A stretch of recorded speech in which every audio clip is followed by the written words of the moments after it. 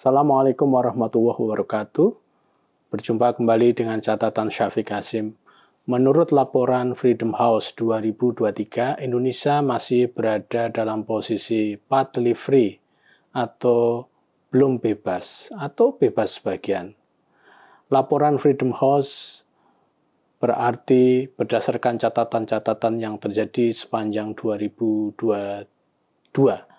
Laporan 2024 nanti akan memuat catatan-catatan atas peristiwa 2023. Dua kategori utama yang diberi bobot. Pertama adalah soal political rights, yang isinya banyak sekali, misalnya soal pemilu, pluralisme, dan partisipasi politik. Pemungsian pemerintah atau the functioning of the governments. Kedua adalah soal civil liberties, yang isinya juga banyak, yang antara lain adalah kebebasan berekspresi dan berkeyakinan.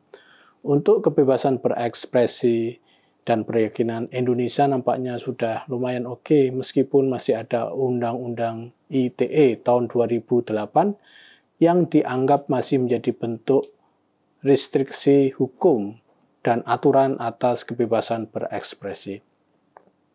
Meskipun masih banyak pelaporan-pelaporan dengan menggunakan hukum ini, namun skor Indonesia 3 dari 4. Memang belum 4, namun itu cukup baik. Sementara untuk kebebasan menjalankan dan meyakini atau tidak meyakini, bahkan, maka keadaan Indonesia memprihatinkan. Ingat bahwa Freedom House menghitung kebebasan orang yang tidak meyakini adanya Tuhan dan agama, atau disebut dengan istilah non-believers juga. Wilayah kebebasan yang dilihat juga wilayah privat serta wilayah publik. Mungkin banyak yang merasa secara pribadi sudah bebas menjalankan keyakinan mereka, namun masih belum bebas untuk menjalankannya di ruang umum. Memang titik tekannya adalah kebebasan beragama di ruang pribadi dan umum. Kasus-kasus utama yang dilihat oleh Freedom House dalam konteks kebebasan beragama atau religious freedom ini banyak. Mungkin semuanya menjadi hambatan untuk menyatakan Indonesia sebagai negara yang bebas sepenuhnya. Pertama, diskriminasi pemeluk agama masih terjadi. Indonesia memang mengakui Islam, Kristen, Katolik, Hindu, Buddha, dan Konghucu sebagai agama dan keyakinan yang resmi. Mereka semua pemeluk keenam agama ini mencantumkan agama mereka di KTP. Sementara di Indonesia masih banyak agama-agama dan keyakinan di luar 6 di atas. Sebagai akibat, pemeluk agama di luar 6 ini boleh tidak mencantumkan keyakinan dan agama mereka, namun pada praktiknya di lapangan mereka inilah yang banyak menghadapi diskriminasi.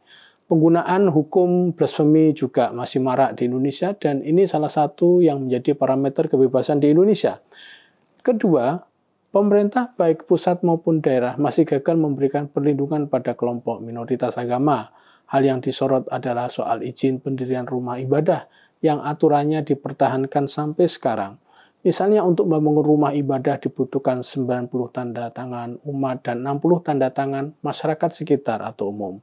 SKP 2006 soal pendirian rumah ibadah dalam hal ini masih kuat dipertahankan bahkan hingga kini. Banyak penggagalan dan penyegelan rumah ibadah di daerah-daerah yang merujuk pada SKP 2006 ini. Apa boleh buat? Biasanya kelompok minoritas seperti Kristen dan lain-lainnya menerima saja atas aturan ini karena jika melawan maka mereka semakin mendapat tekanan. Ketiga, kasus yang disorot dalam laporan ini adalah kekerasan dan intimidasi pada Ahmadiyah dan Syiah. Kita tahu bahwa kasus yang menimpa mereka kerap terjadi, masjid dan pusat kegiatan mereka sering dibekukan oleh kelompok utama organisasi di negeri ini. Dalam banyak kasus mereka akhirnya menerima saja karena pihak yang berotoritas sering tidak mampu untuk menerima tekanan dari kelompok mayoritas agama. Untuk kasus-kasus seperti ini skornya 1 dari 4. Jika kita merujuk pada status Freedom House dalam konteks ini, Indonesia masih dalam keadaan not free atau Indonesia masih belum masuk dalam kategori bebas. Untuk laporan Freedom House 2023 akan keluar pada 2024 dan mungkin keadaan kebebasan berkeyakinan di Indonesia masih belum beranjak dari status sekarang. Bukankah pada tahun 2023 kita mengganjar penjara Panji Gumilang dengan menggunakan hukum penistaan agama? Situasi kita memang berada dalam keadaan dilematis. Pada satu sisi kita sering mengklaim sebagai negara yang memberikan kebebasan pada warga negara untuk menjalankan dan meyakini, namun itu dibatasi dengan sebuah hukum penistaan agama. Sebenarnya untuk seluruh agama di Indonesia, namun apa yang sering terjadi dalam kasus ini adalah penistaan atas Islam. Umat Islam di Indonesia sangat sensitif soal masalah ini sehingga mereka yang sering banyak yang menggunakan. Bayangkan pada periode satu dekade pemerintahan belakang ini ada sekitar 122 kasus. Ini sebuah lonjakan luar biasa apabila dibandingkan dengan periode-periode pemerintahan sebelumnya. Lonjakan kasus penistaan agama mungkin bagi yang memperkarakan terutama kelompok mayoritas agama sebagai bukti efektivitas hukum, namun apabila dilihat dari perspektif kebebasan, maka itu dianggap sebagai antitesanya. Posisi pemerintah dalam hal ini juga dilematis. Apakah pemerintah tetap menjaga hukum tersebut dengan konsekuensi bahwa catatan kebebasan beragama akan begini-begini saja, ataukah ingin melakukan perubahan? Masyarakat dunia sangat concern dengan masalah kebebasan ekspresi dan berkeyakinan di Indonesia, sementara Indonesia sendiri dalam banyak jargonnya ingin menjadikan negara yang menjamin kebebasan beragama dan berkeyakinan sebagaimana juga ada dalam Undang-Undang Dasar Negara kita. Secara mendasar, kebebasan beragama dan berkeyakinan yang bermasalah itu juga akan menyebabkan demokrasi kita bermasalah. Bisa dikatakan bahwa negara-negara yang tingkat kebebasan beragama dan berkeyakinannya rendah, maka nilai demokrasinya juga rendah karena masalah religious freedom merupakan bagian yang tak terpisahkan dari penilaian atas performan demokrasi. Misalnya, mengapa Indonesia masih masuk dalam kategori partly free, karena Indonesia masih memiliki banyak masalah yang terkait dengan religious freedom yang belum mendapatkan penyelesaian sampai kini. Sebenarnya masalah seperti ini menjadi tanggung jawab bersama negara, pemerintah, dan juga masyarakat. Secara konstitusi, negara kita sebenarnya jelas posisinya di dalam Undang-Undang Dasar soal kebebasan beragama. Namun, ada undang-undang yang memberikan pembatasan lagi.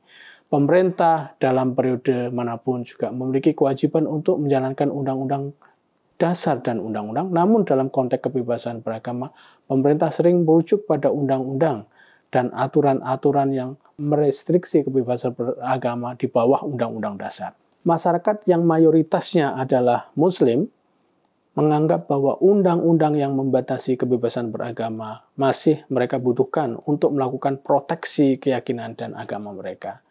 Salah satu masalah yang terbesar dalam masalah kebebasan beragama adalah penggunaan undang-undang penistaan agama sebagai alat politik, ekonomi, dan dominasi keyakinan.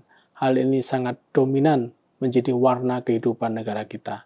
Sebagai catatan, keadaan Indonesia yang partly free menurut Freedom House 2023 semoga menjadi perhatian para calon pemimpin kita.